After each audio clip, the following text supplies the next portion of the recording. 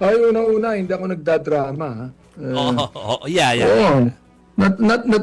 Natatawa ako. Ibig sabihin, kinakailan malungkot ako. Di ba? I mean, hindi ako nagdadrama. Totoo yung pag-walk out ko. Kasi hindi naman tama. The thing is, yung pinag-uusapan namin yung ine-explain ni Congressman Nisay.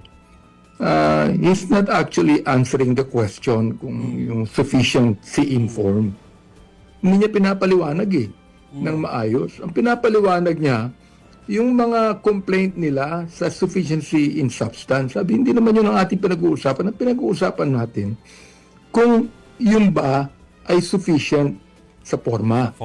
Pangalawa, ngayon, nung ako nag-object, ako lang mag-isa, di ba? Yes. Yung isa nag-abstain. Pero nung pangalawa, 9 na kami.